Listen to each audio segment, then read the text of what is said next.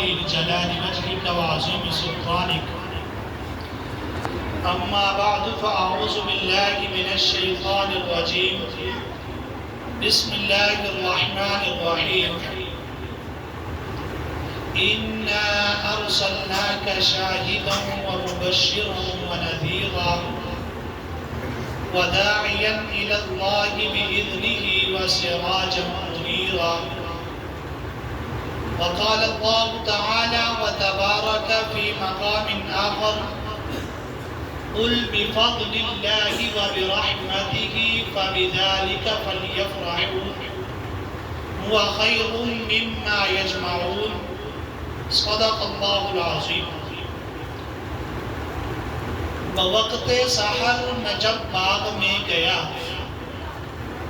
بوقت سحر میں جب باغ میں گیا، سب طوطیاں تھی خوشنما، کہتی تھی نعت مصطفیٰ بلغ العلا بکمالہ. سبحان اللہ. قمریاں بھی سب ذوق میں، ڈالی تھی گردن توق میں، کہتی تھی بڑے شوق میں کشف الدجا بجمالہ. سبحان اللہ. بلبلیں بھی سب سو بسو، لے لے کے ہر ایک گل کی بو، کرتی تھی باہم گفتگو حسنت جمیع خصالہ. چڑیوں کے سن کر چہچہے، انسان بھلا کیوں چپ رہے، لازم ہے اس پر یوں کہے صلو علیہ وآلہ. انتہائی قابل احترام معزز بزرگان دین اور نوجوان دوستوں، حضرت مولانا قاری سراج الدین صاحب کے حکم پر آپ حضرات کی زیارت کا یہ موقع نصیب ہو رہا ہے، اور یہ بچوں کے ختم قرآن کے مبارک موقع پر ہم یہاں جمع ہیں. وقت بھی آپ کے سامنے ہے، ہم انشاءاللہ زیادہ دیر نہیں کریں گے، اپنے وقت کے اندر اندر ہمیں جمعے کی نماز بھی پڑھنی ہے. آپ نے صرف یہ کام کرنا ہے کہ جتنی دیر بیٹھنا ہے توجہ اور غور و فکر کے ساتھ بات سننی.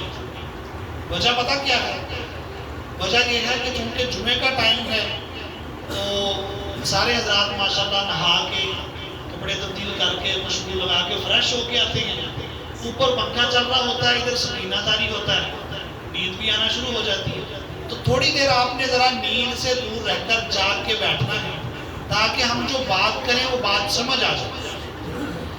شروع میں یہ بات سمجھ لیجئے کہ نبی کریم صلی اللہ علیہ وسلم اللہ تعالیٰ نے نبوت کا جو سلسلہ حضرت آدم علیہ السلام سے شروع کیا، وہ سلسلہ نبی کریم صلی اللہ علیہ وسلم پر اللہ تعالیٰ نے ختم فرما دیا. نبی کریم صلی اللہ علیہ وسلم اس کائنات میں ہمارے لیے دو چیزیں لے کر آئے. کتنی چیزیں لے کر آئے؟ دو چیزیں. دو. بھئی سارے بولیں کتنی چیزیں لے دو کر آئے؟ چیزیں لے کر آئے. دو چیزیں. بچوں کی آواز ابھی زیادہ آئی ہے. تو نبی کریم صلی اللہ علیہ وسلم ہمارے لیے کائنات میں دو چیزیں لے کر آئے. بند کرتا کیسے؟ چل تشریفاً چل. نبی کریم صلی اللہ علیہ وسلم ہمارے لیے دو چیزیں لے کر آئے. ایک سورج لے کر آئے اور ایک چاند لے کر آئے. سبحان اللہ. اب آپ کے ذہن میں ہوگا کہ شاید یہ سورج جو آسمان پہ ہمیں دن کو نظر آتا ہے یہ سورج، اور جو چاند ہمیں رات کو آسمان پہ نظر آتا ہے حضور وہ چاند لے کر آئے. اگرچہ اس سورج اور چاند کے پیدا ہونے کی وجہ بھی حضور ہی ہے، بے شک ان کو نور، حرارت، برودت ملنے کی وجہ بھی ہمارے حضور ہی ہے. حضور کی وجہ سے اللہ تعالیٰ نے سورج کو حرارت عطا کی ہے، حضور کی وجہ سے اللہ تعالیٰ نے چاند کو نور اور برودت عطا کی ہے، حضور کی برکت سے اللہ تعالیٰ نے زمین کو پستیاں عطا کی ہیں، وسعتیں عطا کی ہیں. حضور کی برکت سے اللہ تعالیٰ نے آسمان کو بلندیاں عطا کی ہیں. حضور کی برکت سے اللہ تعالیٰ نے پہاڑوں کی چٹانوں کو مضبوطیاں عطا کی ہیں. حضور کی برکت سے اللہ تعالیٰ نے سمندروں کو روانیاں عطا کی ہیں، دریاؤں کو جلانیاں عطا کی ہیں، کہکشاؤں کو رنگینیاں عطا کی ہیں. لیکن حضور ہمارے لیے جو سورج اور چاند لے کر آئے، آپ نے یہ سمجھنا ہے کہ وہ سورج اور چاند کیا ہے جو حضور ہمارے لیے لے کر آئے ہیں. اس سورج اور چاند کی تو ہمارے حضور کے سامنے حیثیت صرف اتنی ہے جب مکے کے لوگوں نے ابو طالب کو سفارشی بنا کر بھیجا کہ ابو طالب جا کر اپنے بھتیجے سے کہہ دو کہ اپنے بھتیجے سے کہو کہ رب کا قرآن سنانا چھوڑ دے، رب کے قرآن کا پیغام دینا چھوڑ دے، تو آمنہ کے لال صاحب الحسن والکمال، محبوب رب ذوالجلال، شمس الضحیٰ، بدر الدجا، مکین گنبد خضرا، احمد مجتبیٰ، محمد مصطفیٰ صلی اللہ علیہ وسلم نے یہ فرمایا تھا کہ اگر یہ مکے کے لوگ میرے ایک ہاتھ پہ سورج رکھ دیں، دوسرے ہاتھ پہ چاند رکھ دیں، اس سورج اور چاند کا مجھے مالک بنا دیا جائے، میں رب کا قرآن سنانا پھر بھی نہیں چھوڑوں گا۔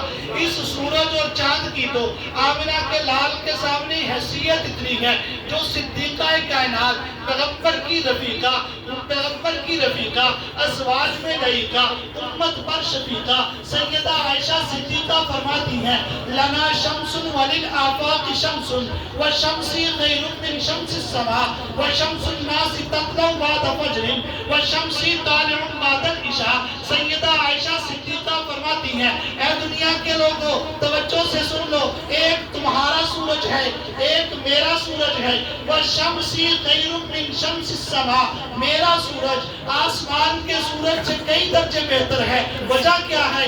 وَشَمْسُ النَّاسِ تَطْلَعُ بَعْدَ فَجْرٍ، لوگوں کا سورج فجر کے بعد طلوع ہوتا ہے۔ وَشَمْسِ طَالِعٌ بَعْدَ الْعِشَاء، میرا سورج عشاء کے بعد بھی طلوع ہی رہتا ہے، سبحان اللہ۔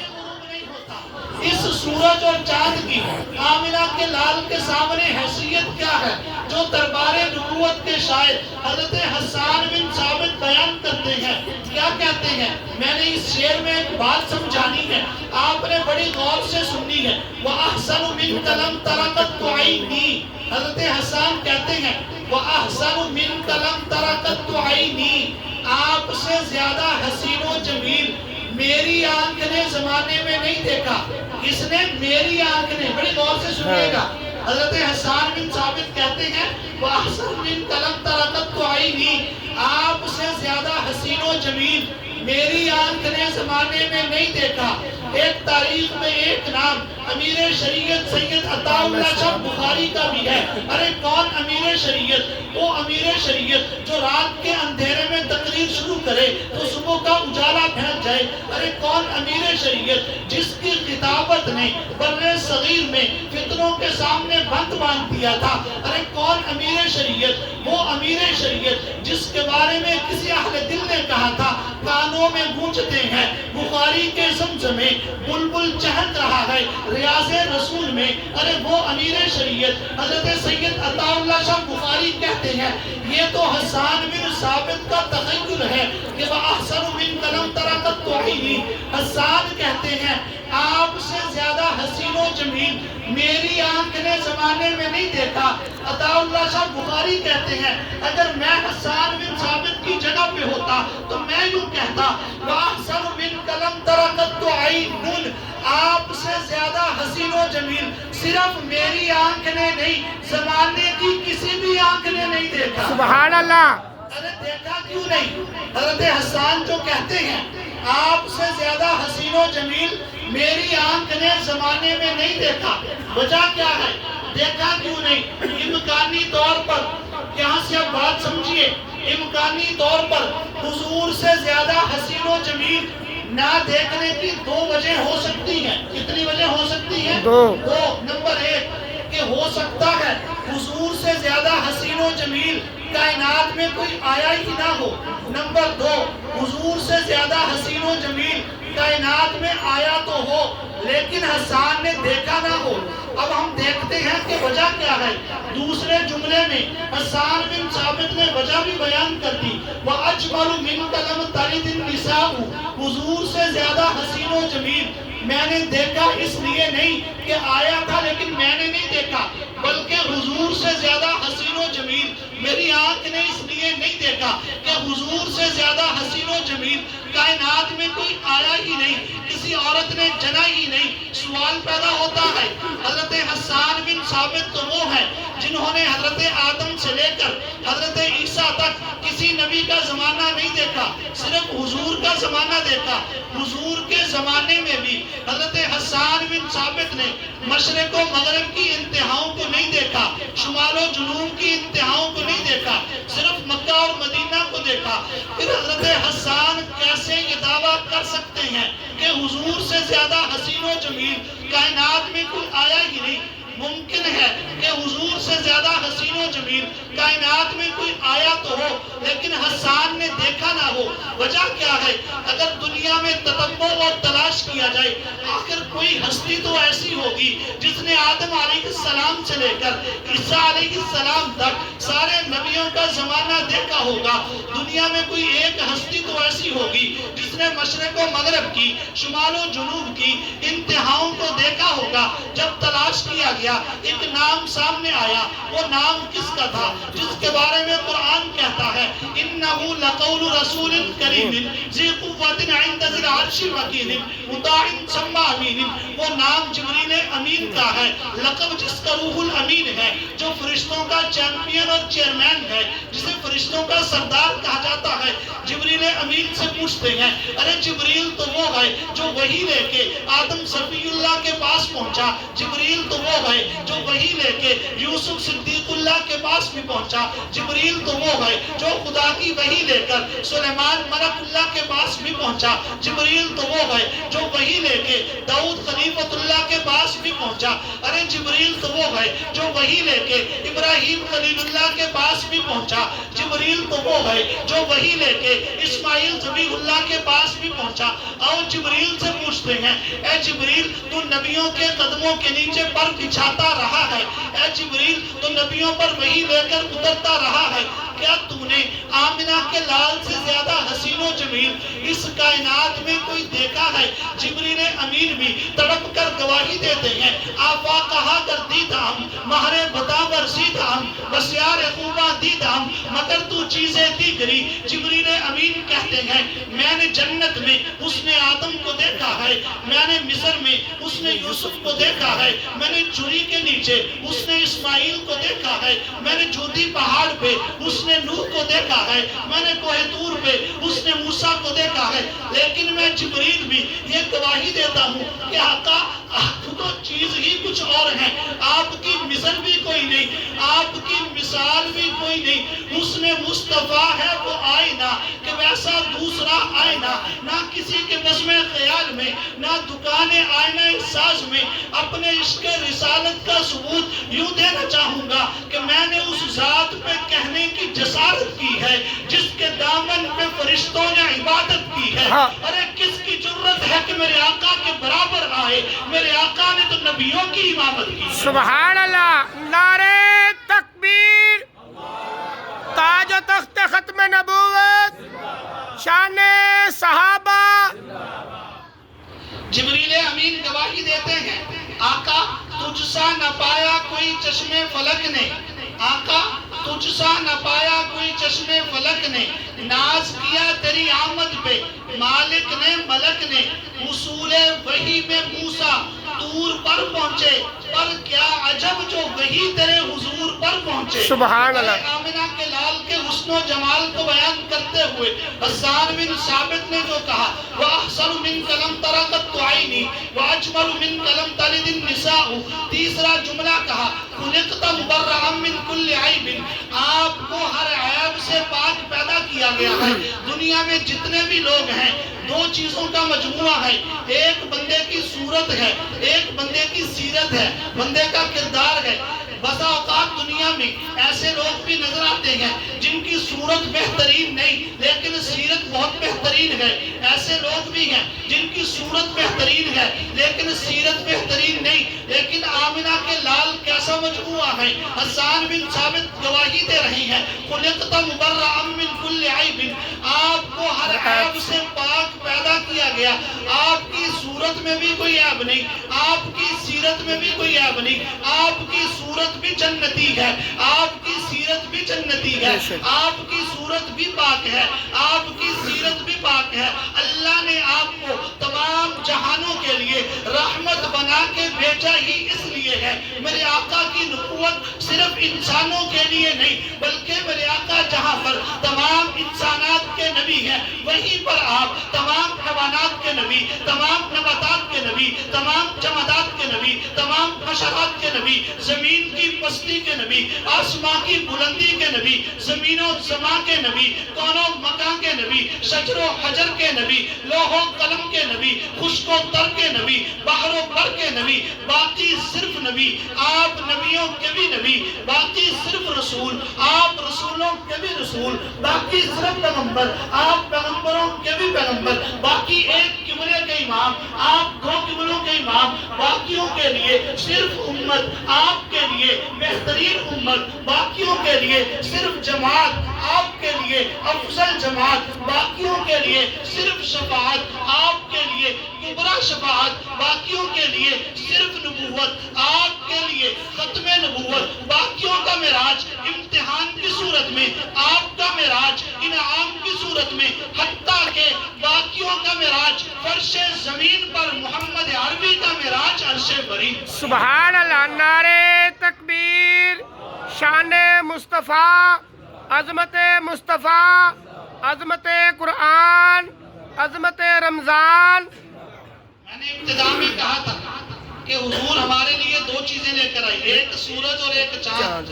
یہ سورج اور یہ چاند نہیں، اس سورج اور چاند کی تو حضور کے سامنے حیثیت صرف اتنی ہے کہ جیسے حضرت حسان بن ثابت کا چوتھا شعر ہے، کَأَنَّكَ قَدْ خُلِقْتَ كَمَا تَشَاءُ خُلِقْتَ مُبَرَّأً مِّن كُلِّ عَيْبٍ كَأَنَّكَ قَدْ خُلِقْتَ كَمَا تَشَاءُ۔ اس کا ترجمہ میں کروں گا، کَأَنَّكَ قَدْ خُلِقْتَ كَمَا تَشَاءُ، بنایا خدا نے ویسے، چاہا مصطفیٰ نے جیسے، سبحان اللہ، بنایا خدا نے ویسے، چاہا مصطفیٰ نے جیسے۔ ایک صحابی رسول کہتے ہیں کہ رات کا وقت ہے، مسجد نبوی میں حضور صحابہ کے درمیان موجود ہیں، حضور اپنے جسم پر سرخ رنگ کی چادر اوڑے ہوئے ہیں جس میں سفید رنگ کی داڑیاں لائنیں موجود ہیں۔ صحابی کہتے ہیں مسجد نبوی کے صحن میں بیٹھے بیٹھے میں ایک عجیب کام میں مبتلا ہو جاتا ہوں، میری نظر کبھی آمنہ کے لال کے چہرے پہ جاتی ہے، کبھی آسمان پہ چمکنے والے نورانی چاند پہ جاتی ہے، میرے لیے فیصلہ کرنے میں مشکل ہو جاتا ہے ان دونوں میں سے کون سا چاند زیادہ خوبصورت اور حسین و جمیل ہے۔ کہتے ہیں کافی دیر اس چیز میں مبتلا ہونے کے بعد میرا وجدان اس فیصلے پر پہنچتا ہے کہ اس چاند کے چہرے پہ چھائیاں ہیں، میرے مدنی کا چہرہ صاف ہے۔ سبحان اللہ۔ حضور ہمارے لیے کون سا سورج اور چاند لائی؟ یہ سورج اور چاند آسمان والے نہیں، ان کی تو کل حیثیت یہ ہے جو میں نے بتا دی۔ حضور ہمارے لیے جو سورج لے کر آئے اس سورج کو قرآن کہتے ہیں، جس کے بارے میں اللہ نے قرآن میں یہ گواہی دے دی ہے، قُلْ بِفَضْلِ اللَّهِ وَبِرَحْمَتِهِ فَبِذَلِكَ فَلْيَفْرَحُوا۔ یہ قرآن کتاب ہدایت بھی ہے، یہ کتاب شفا بھی ہے، یہ کتاب رحمت بھی ہے۔ بِفَضْلِ اللَّهِ یہ اللہ کا فضل بھی ہے، وَبِرَحْمَتِهِ یہ اللہ کی رحمت بھی ہے، فَبِذَلِكَ فَلْيَفْرَحُوا اس نعمت کے ملنے پر تمہیں خوش ہونا چاہیے۔ جیسے آج بچوں کا ختم قرآن ہے، ان بچوں کے ختم قرآن کی دعا ہے، یہ بچے بھی خوش قسمت، ان کے والدین بھی، ان کے استاذ بھی، ان کے مدرسے کے معاونین بھی، ایک ایک بندہ جو ان بچوں کو محبت کی نظر سے دیکھنے والا ہے، سبھی مبارکباد کے مستحق ہیں۔ یہ خوشیاں ہیں جو منانے کے قابل ہیں، دنیا کی خوشیاں عارضی ہیں، وہ چند دن مناؤ کے ختم ہو جائیں گی۔ قرآن کی خوشی، قرآن کے مکمل ہونے کی خوشی، بچے کے حافظ قرآن بننے کی خوشی، یہ وہ خوشیاں ہیں جو ہمیشہ منائی جاتی ہیں۔ کیسی منائی جاتی ہیں؟ جن کے بارے میں اللہ نے حکم دیا ہے فَبِذَلِكَ فَلْيَفْرَحُوا قرآن کی نعمت ملنے پر تمہیں خوش ہونا چاہیے۔ کیسے خوش ہونا چاہیے؟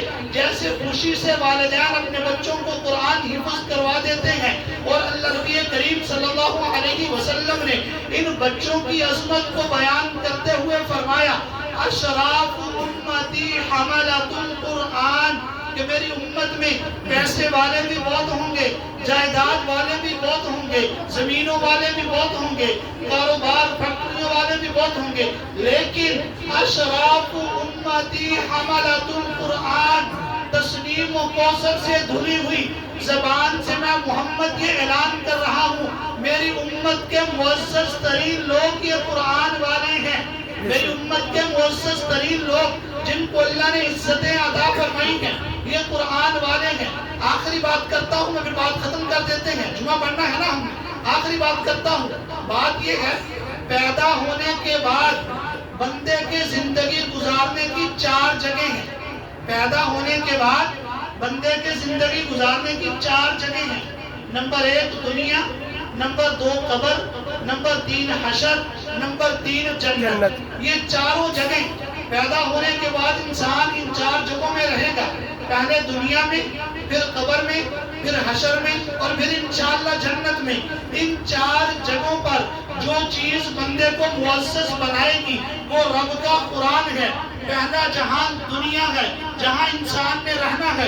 اس دنیا میں قرآن کیا عزت دلائے گا؟ نبی کریم صلی اللہ علیہ وسلم نے ارشاد فرمایا کہ جو بندہ قرآن کی تلاوت کو اپنا معمول بنا لیتا ہے، اتنی قرآن کی تلاوت کرتا ہے کہ قرآن کی تلاوت کرنے کی وجہ سے اسے دعا مانگنے کا بھی ٹائم نہیں ملتا۔ جو دعا مانگنے کا وقت ہے وہ اللہ سے اپنی حاجتیں نہیں مانگتا، وہ اللہ سے اپنی ضرورتیں نہیں مانگتا، بلکہ وہ رب کا قرآن ہی پڑھتا رہتا ہے۔ فرمایا اس کے قرآن کی تلاوت کرنے کی برکت سے اللہ تعالیٰ اس کو دعائیں مانگنے والوں سے بھی زیادہ عطا کر دیتے ہیں۔ اللہ تعالیٰ قرآن کی وجہ سے دنیا میں کیسے عزت عطا فرماتے ہیں۔ نبی کریم صلی اللہ علیہ وسلم نے ارشاد فرمایا کہ جس گھر میں روزانہ قرآن کی تلاوت ہوتی ہو، 24 گھنٹے میں 1 مرتبہ جس گھر میں روزانہ قرآن کی تلاوت ہوتی ہو، فرمایا کیا ہوتا ہے؟ غاشیتہم الرحمہ، اللہ کی رحمت اس گھر کو ڈھانپ لیتی ہے۔ حفتہم الملائکہ، رحمت کے فرشتے اس گھر کو گھیر لیتے ہیں۔ فانزل اللہ علیہم السکینہ، اللہ تعالیٰ اس گھر کے افراد کو چین اور سکون والی زندگی نصیب فرما دیتے ہیں۔ سبحان اللہ۔ یہ اس دنیا میں قرآن عزت دلائے گا، قبر میں جا کر قرآن کیا عزت دلائے گا؟ نبی کریم صلی اللہ علیہ وسلم نے ارشاد فرمایا کہ جب ایک حافظ قرآن سے تعلق رکھنے والا فوت ہوتا ہے، اس کا انتقال ہوتا ہے، اللہ تعالیٰ قبر کو کہتے ہیں یا عرض، اے زمین، میرا قرآن پڑھنے والا، قرآن سے تعلق رکھنے والا تیرے پاس آ رہا ہے، لا تأکلہ جسدہ، اس کا جسم کو کھانے کی تجھے اجازت نہیں۔ حافظ قرآن کے جسم کو نہیں کھانا، قیامت تک کے لیے تو نے امانتاً اپنے پاس رکھنا ہے۔ قبر آگے سے کیا جواب دیتی ہے؟ قبر کہتے کیف آکلہ وفی جوفہ کلامک، ربا جس کے سینے میں تیرا کلام ہے میں اس کا جسم کیسے کھا سکتی ہوں؟ قبر میں جا کر یہ قرآن عزت دلائے گا، میدان حشر میں قرآن کیا عزت دلائے گا؟ نبی کریم صلی اللہ علیہ وسلم نے ارشاد فرمایا کہ میدان حشر میں قرآن بندوں کا سفارشی بن کر آئے گا، کہے گا اے اللہ یہ بندہ مجھے پڑھتا تھا، میری تلاوت کرتا تھا، تراویح میں مجھے سنتا تھا، رمضان میں مجھے زیادہ سے زیادہ پڑھتا تھا، میرے احکامات کو مانتا تھا، اس بندے کا اعزاز فرمائیے۔ اللہ تعالیٰ حافظ قرآن کو ایک بڑا نورانی تاج عطا فرما دیں گے، وہ قرآن پھر سفارش کرے گا، اے اللہ اور زیادہ اعزاز فرمائیے۔ اللہ تعالیٰ ایک پورا نورانی جوڑا پہنا دیں گے، قرآن پھر درخواست کرے گا، اے اللہ اور زیادہ اعزاز فرمائیے۔ اللہ قرآن سے کہیں گے، قرآن جا حافظ قرآن سے یہ کہہ دے کہ میں اب تیرے ساتھ ہمیشہ ہمیشہ کے لیے راضی ہو چکا ہوں، کبھی تجھ سے ناراض نہیں ہوں گا۔ میدان حشر میں قرآن عزت دلائے گا۔ حافظ قرآن جب جنت کے دروازوں پہ پہنچیں گے، جنت کے دربان فرشتے جنت کے دروازوں پہ کھڑے ہوں گے، قرآن والے جب وہاں پہ پہنچیں گے یہ کہیں گے ہم دنیا میں سنتے تھے پل صراط تلوار سے زیادہ تیز ہے، بال سے زیادہ باریک ہے، 1500 سال کا سفر ہے، ہمیں تو پتہ ہی نہیں چلا وہ کہاں ہے، کب آئے گا پل صراط؟ فرشتے کہیں گے ارے پگلو تم قرآن والے ہو، تمہارے لیے پل صراط کچھ نہیں، تم گزر آئے ہو، جنت میں داخل ہو جاؤ۔ جب جنت میں داخل ہوگے قرآن کہتا ہے وَسِيقَ الَّذِينَ اتَّقَوْا رَبَّهُمْ إِلَى الْجَنَّةِ زُمَرًا، جب یہ جنت کے دروازے پہ پہنچیں گے حَتَّى إِذَا جَاءُوهَا وَفُتِحَتْ أَبْوَابُهَا، ان کے لیے دروازے کھولے جائیں گے، وَقَالَ لَهُمْ خَزَنَتُهَا، جنت کے دربان فرشتے کہیں گے سلام علیکم سلام علیکم سلام علیکم طبتم، تمہارے اوپر سلامتی ہو، ہمیشہ خوش رہو، خالدین فیہا، ساری زندگی اب جنت میں رہو گے۔ اب تمہیں کیا ہوگا؟ اب تمہیں آدم علیہ السلام کا قد ملے گا، اب تمہیں عیسیٰ علیہ السلام کی جوانی کی عمر ملے گی، اب تمہیں یوسف علیہ السلام کا حسن ملے گا، اب تمہیں محمد عربی کے اخلاق عطا کر دیے جائیں گے۔ خود سوچئے، تصورات کی دنیا میں سوچئے بندہ کیسا خوبصورت ہوگا یار، کہ آدم علیہ السلام کا قد ملے گا، عیسیٰ علیہ السلام کی جوانی کی عمر ملے گی، یوسف علیہ السلام کا حسن ملے گا، محمد عربی کے اخلاق ملیں گے۔ محمد عربی دو چیزیں لے کر آئے، ایک سورج اور ایک چاند۔ سورج قرآن ہے، چاند کیا ہے؟ حضور کے اخلاق ہیں۔ چاند حضور کے اخلاق ہیں۔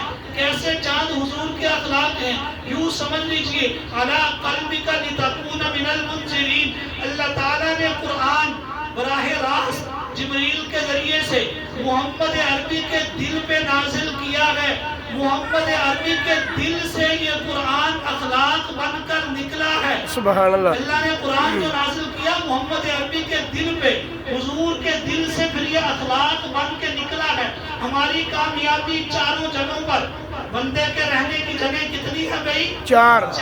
دنیا، قبر، حشر اور جنت۔ ہمارے رہنے کی ان چاروں جگہوں میں اگر عزت پانا چاہتے ہو قرآن سے جڑ جاؤ، اپنی نسلوں کو، اپنی اولادوں کو قرآن سے تعلق مضبوط بنا دو، انشاءاللہ ان چاروں جہانوں میں، دنیا میں بھی، قبر میں بھی، حشر میں بھی، جنت میں بھی اللہ قرآن کی برکت سے عزتیں ہی عزتیں عطا فرما دے۔ سبحان اللہ۔ جتنے بھی عذاب موجود ہیں یہ عزم کر دیجئے کہ انشاءاللہ جو گزر گئی غفلت میں سو گزر گئی، آئندہ کے لیے اپنا بھی اپنی نسلوں کا تعلق بھی قرآن کے ساتھ مضبوط کریں گے انشاءاللہ۔ قرآن سے مضبوط تعلق کرنے کا فائدہ کیا ہوگا؟ آخری حدیث سنیے، نبی کریم صلی اللہ علیہ وسلم سیدنا علی المرتضیٰ رضی اللہ تعالیٰ عنہ سے فرماتے ہیں علی قرآن پڑھنے پڑھانے میں زندگی گزار دینا۔ آخری حدیث بڑی غور سے سننی ہے، بچوں نے بھی بڑوں نے بھی۔ فرمایا علی قرآن پڑھنے پڑھانے میں زندگی گزار دینا، اگر تیری زندگی قرآن سیکھنے سکھانے میں گزر گئی اور اسی حالت میں تیری موت آ گئی، توجہ میری طرف رکھیے علی، اگر قرآن سیکھنے سکھانے میں تیری زندگی گزر گئی، اس حالت میں تیری موت آ گئی، فرشتے تیری قبر کی زیارت کرنے کے لیے ایسے آیا کریں گے جیسے اہل ایمان بیت اللہ کا طواف کرنے کے لیے جاتے ہیں۔ اگر قرآن سیکھنے سکھانے میں زندگی گزارتی، فرشتے تیری قبر کی زیارت کرنے کے لیے ایسے آیا کریں گے جیسے اہل ایمان بیت اللہ کا طواف کرنے کے لیے جاتے ہیں۔ اس لیے آج یہ عزم کر کے جائیے کہ انشاءاللہ اپنا بھی اپنی نسلوں کا تعلق بھی قرآن کے ساتھ مضبوط بنائے رکھیں گے۔ اللہ تعالیٰ آپ حضرات کو جزائے خیر عطا فرمائے۔ وآخر دعوانا الحمدللہ۔